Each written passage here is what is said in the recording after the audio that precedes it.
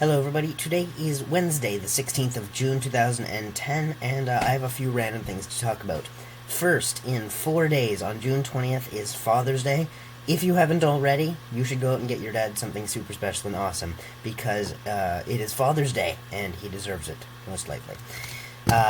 We are taking my dad to Las Vegas for Father's Day, and so that'll be a lot of fun. Speaking of Sunday, this Sunday, on the 20th, is when the contest was supposed to end.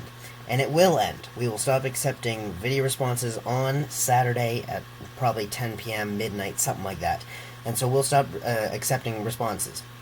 However, we will not be uploading the video on Sunday saying who won and all the editing and stuff, unless some miracle happens. And that is mainly because it's a big job to go through 50 or so video responses and choose the best ones and stuff.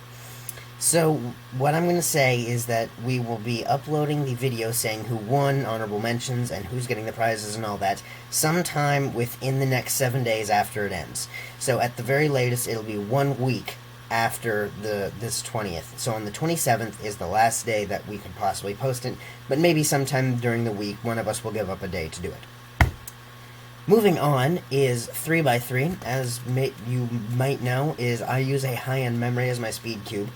And, but back in Berkeley, at a competition, I think back in January maybe, I got an F2, and it was pre-used, pre-lubed, set to someone else's tensions that they prefer, and I didn't really think very much of it, so I tried it a few times and then stuck it on my shelf. But there's been a recent kerfuffle, I guess you could call it, about the F2 and saying that it is really awesome. And so what I decided to do is take it off the shelf, clean it up, like get all the old lube out of it, retension it to my liking, lubricate it, and then try it out. And it's actually a lot better. Not better than my memory, but it's a really nice cube. And so I might be switching to it as my main speed cube. I'm acting as if you care, of course, but the F2 is really nice. One thing I think I can pretty reliably say is that the general consensus is that the high-end memory / A5 or F2 are the two most used cubes at this point, meaning like the cubes people like most.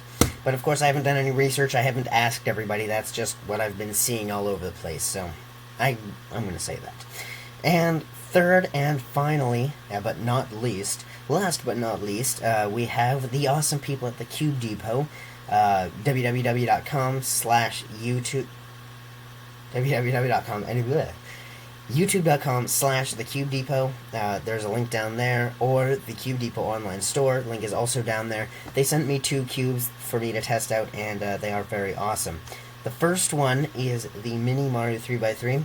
Basically, take the Rubik's keychain cube, make it transparent red, and make it turn a lot better, and make it a DIY, and you have this.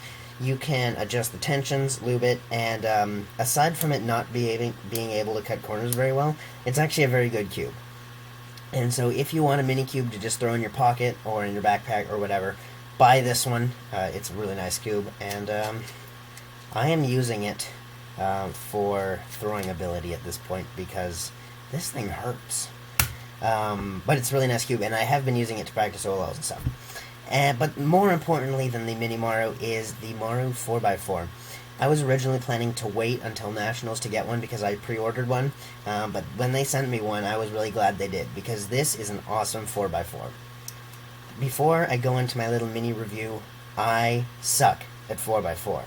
Like, it is my worst event on the trend of times that I get on cubes. It goes like this for 4x4, so it's bad. I'm not good at 4x4.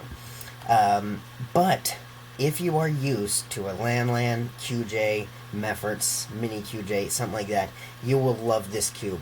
There's a little more tolerance for corner cutting, so even if you turn really sloppy, like this person right here, then you'll still be able to cube. The awesome thing that I've noticed about this that I can't manage to do on any of my other 4x4s, and maybe that's just because I'm really bad at cubing, anyway, is that I can almost solve the last step, the 3x3 step, as fast as my normal 3x3. Like within 3 or 4 seconds. So I don't know if that's good or not, but it's something I can't do on my other ones. So, the double layer turns and the core getting out of misalignment doesn't happen ever. I've done a good 50 solves on this and it hasn't happened yet, so I'm just going to extrapolate and say that it probably won't happen unless something weird happens. So that is really nice, and it uses a modified V-cube structure, I think. It's screw spring for sure, and there's a lot of give, I think, or you can cut corners on both the double and single layer turns, which is awesome. And so if you like 4x4 or you like solving 4x4 and you don't have one, then I would highly recommend you go get one from the Cube Depot. Link is down there, and I will see you guys next video.